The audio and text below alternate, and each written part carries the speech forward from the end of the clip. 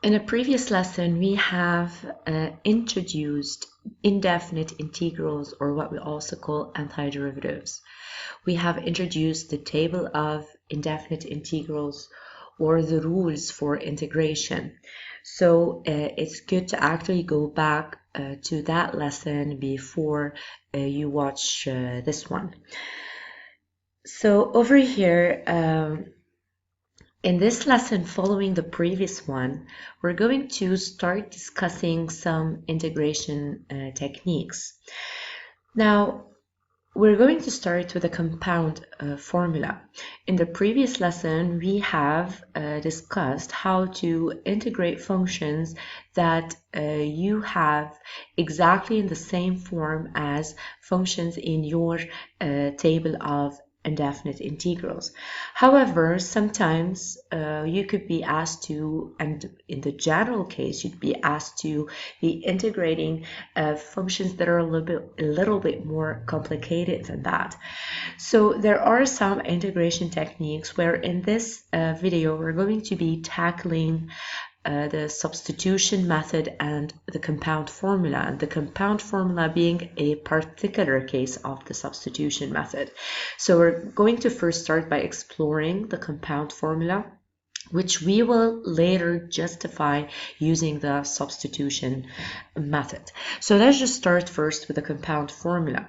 So the compound formula consists of the following. So if you have f to be an antiderivative of small f, now that means that the integral of f of x dx is capital F of x plus k, a constant of integration. So the compound formula would be used whenever instead of x you have a linear expression.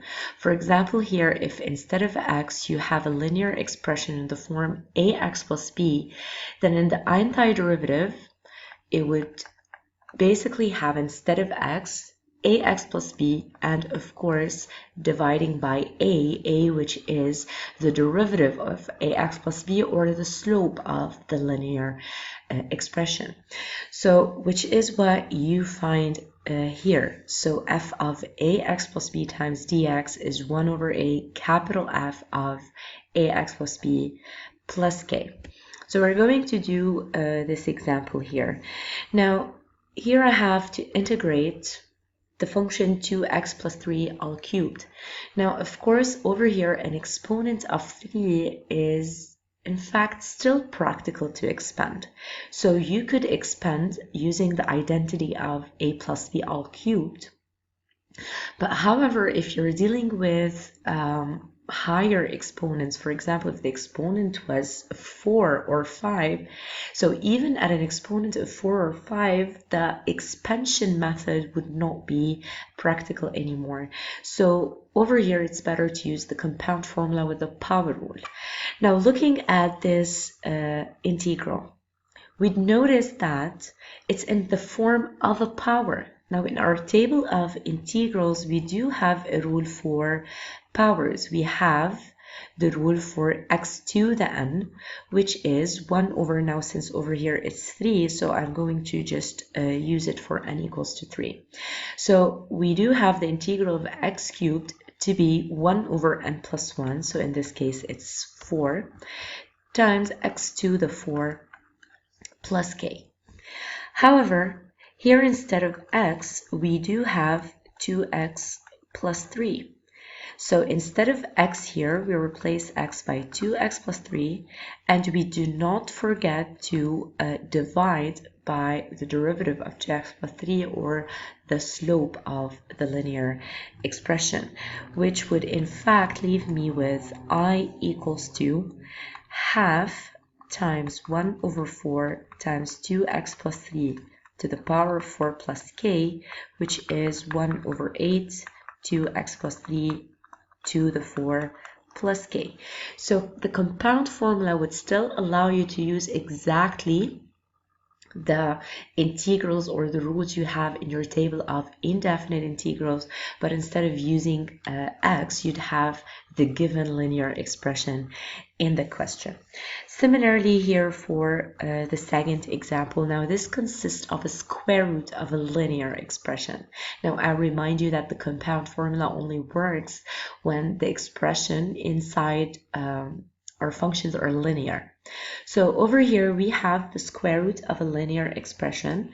So since that expression is linear, so I would try to recall a rule from my table of integrals for square root of x.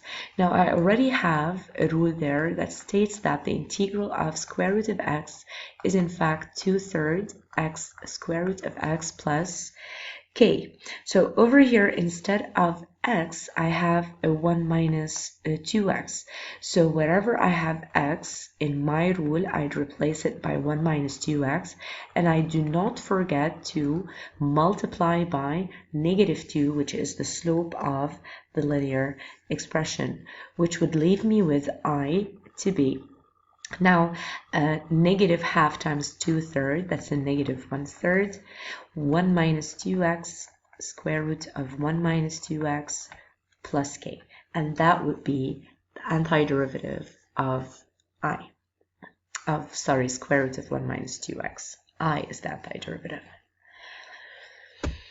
Now, however, regarding the substitution method, now, if I consider an antiderivative I such that I is equal to the integral of u prime times f of u dx, which means that I have the function f written as, or in terms of u, which is a function of x. Now, this is similar to the compound formula. However, for the compound formula, u would actually be linear, a linear expression, ax plus b. While over here, we're generalizing. Over here, we're considering f to be written in terms of any function of x. So instead of x, if we have a function of x for which you do find its derivative multiplying f in the integral, you could use the substitution method. So if you have f written in terms of u, which is a function of x, and you'd notice that you have its derivative multiplying f in the integral, in that case, you could use the substitution method. Now, the substitution method consists of changing your variable, the variable of integration. So over here, by setting u equals to that expression, u prime would in fact be du over dx, which is the Newton's notation for derivatives. So in that case, cross multiplying, you would end up with du equals to u prime times dx, and you'd notice that u prime times dx in your integral could be replaced by du. So consequently, I would in fact end up being the integral of f of u times du. So what you did here is in fact change the variable of the integral from x to u in order to be able to integrate it using the rules that you have in your table of integrals. However, if you decide to use the substitution method and change your variable, your integral should not have a mix of x and u. So your integral has to be either all in terms of x or all in terms of u. Now, to make sense of this, we're going to look at this next example. Now, over here could be solved using two methods. Since you'd look here at this expression and notice that this is 2x plus 1, it's linear, you could still use the compound formula. However, in order to make sense of the compound formula, I'm also going to use this to solve this using the substitution method in order to justify a little bit why is it that the compound formula states what it states. So over here, I'm going to just integrate this using the compound formula the same way we did for the first two examples. So over here, I have 1 over a linear expression squared, which using the compound formula, I just think of a rule in that form in my table of integrals. Now that would be 1 over x squared dx. So you notice that this function given here is in this form for 2x plus 1 instead of x. So according to my table of integrals, this is negative 1 over x plus k. However, here instead of x, we have 2x plus 1. So whatever we have x here, we replace by 2x plus 1, but we do not forget to multiply or divide by the slope of that linear expression, which eventually leaves me with I, if I were to call this integral I, which leaves me with I equals to negative 1 over 2 into 2x plus 1 plus k. So that would be my antiderivative. However, if I were to use the substitution method, and now by using the substitution method with a linear expression, you would in fact make sense of the compound formula. So over here, I'd notice that my expression has a power of 2 at the denominator, where 2x plus 1 is the base of that power. So over here, in order to be able to change the variable of integration, in order to change my integral into an integral I have in my table of antiderivatives, I would basically have to try to change it into this form, because that is the rule I already have in my table of integrals. So I start by setting u equals to that expression inside the power. So by taking u equals to 2x plus 1, now remember that u prime, which is dy over dx, is in fact 2. So cross multiplying here, it would give you that, I'm sorry, it said dy, it's in fact du, since the function here is called u. So that would be du equals to 2 dx. So it's very important to not forget the dx. However, here you'd notice that in my integral, I have this to be u. Now I do have a dx, I do not have a 2 dx. So what I would do here is divide both sides by 2. So half du would be equals to dx. So this is where the 1 over a comes from. It's because dx is being replaced by half du. Sorry, this is a du.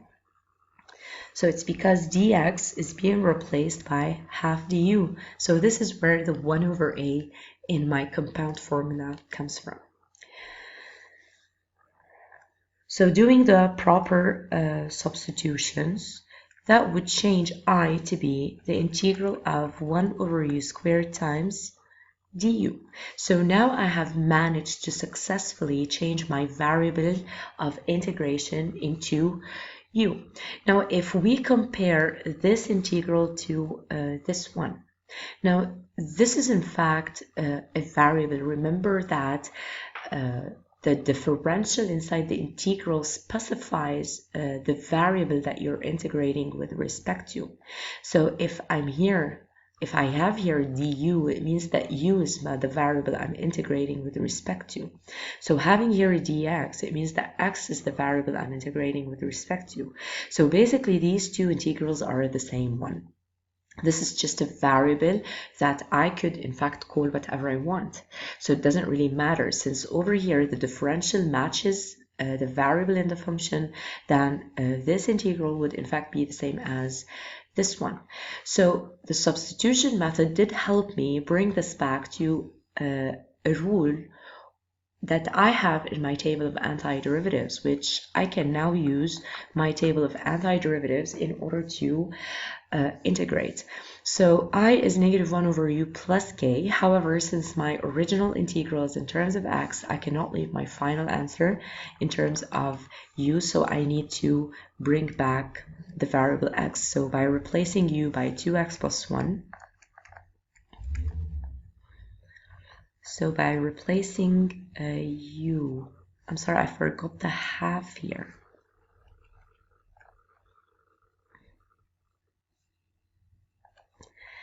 So by replacing u by 2x plus 1, you'd notice that we end up with exactly the same answer. So this half comes from the fact that I replaced dx by half du. So my integral would become 1 over u squared times half du, where half is a constant that we can take outside of the integral.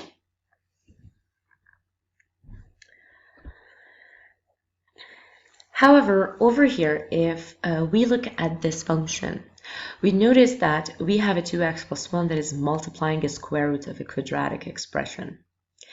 However, I do remember having the rule for square root of x in my table of integrals, which is 2/3 x square root of x for the antiderivative of square root x. However, over here inside the square root, I do not have a linear expression, so there's no way to be able to use the compound formula. However, whenever you have a linear expression, you can either use the substitution method or the compound formula. And I'd personally, when I have the chance, I'd personally go for the compound formula. It's much quicker. But in this example, I do not have the choice to use the compound formula because over here I do not have a linear expression inside the square root. So here I have no choice but to consider the substitution method. So having the square root of that linear expression here, now I would think of setting that radicand as u in order to be able to go back to square root of u times du, in order to go back to that integral I have in my table of antiderivatives. So over here, by setting u equals to 2x squared plus 2x minus 3, then du would in fact be. Now let's just differentiate for the moment. It's 4x, I drop the exponent, subtract 1 from the exponent, plus 2, since the derivative of 2x is the constant, it's 2, and minus 3, the derivative of a constant is 0. However, do not forget that this is multiplied by dx because this is u prime, and we know that u prime is du over dx. However, by looking at the expression, I've mentioned first that whatever expression you consider as u, you must have its derivative present in the integral. However, by looking here at what is the term that is left multiplying dx, it's 2x plus 1. But over here, we notice I don't have 2x plus 1. I did not end up with 2x plus 1 times dx. But you'd notice that 4x plus 2 is in fact the double of 2x plus 1. So here, if I divide both sides by 2, I could end up having 2x plus 1 times dx. So again, in my integral, 2x plus 1 times dx, we're going to end up replacing it by half du.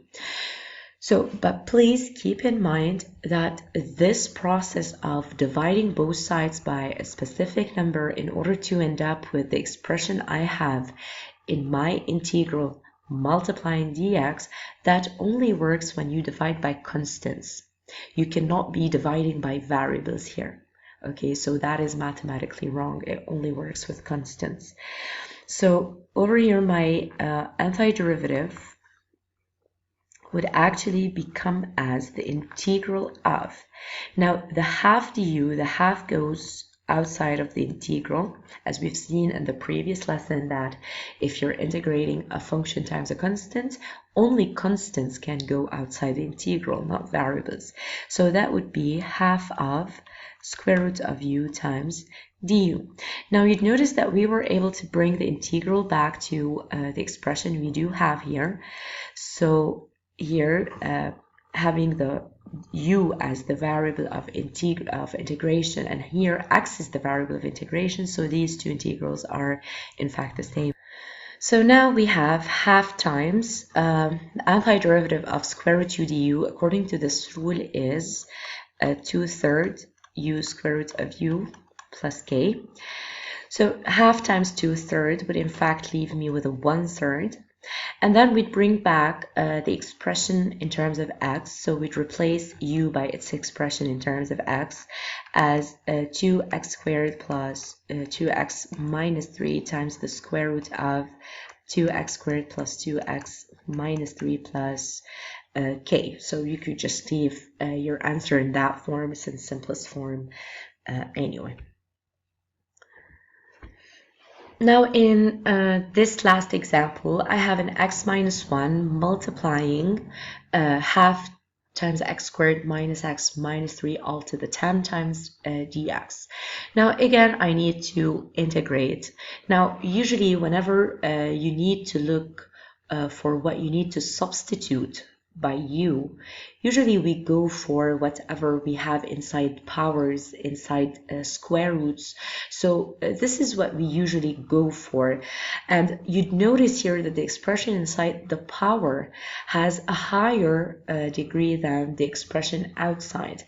And we know that in order to use the substitution method, we actually need to have the derivative of u multiplying the function in terms of u. So it is more likely for x minus 1 to be the derivative of that quadratic expression. So this is why we usually go for the bases of the powers, the radicands, etc. So over here, by considering the base of the power to be u, so u would in fact be half x squared minus x minus 3.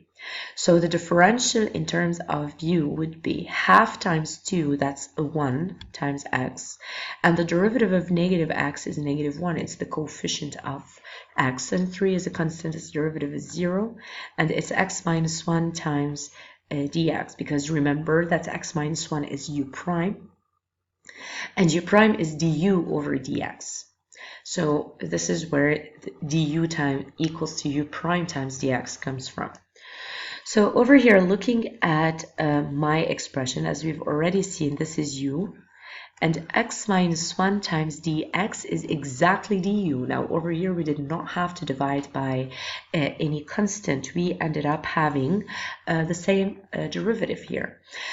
So doing this substitution, that leaves me with the integral of u to the 10 times du.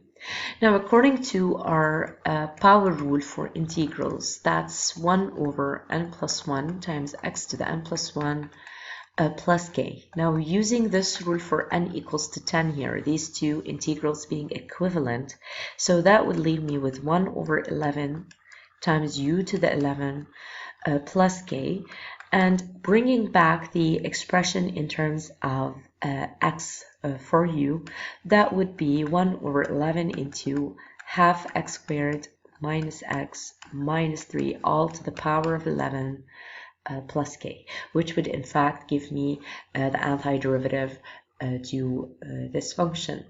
Again, as we've already mentioned, I think in the previous lesson, that in order to check that you have integrated correctly, what you can do is consider your final answer and find its derivative. Its derivative should bring you back to the function that you already have inside the integral, or the function you have integrated. So that is it regarding the compound formula and the substitution method. Now, in following lessons, we're going to be introducing integrals with bounds over intervals, and how the compound formula and the substitution method would in fact be used whenever we have integrals with bounds.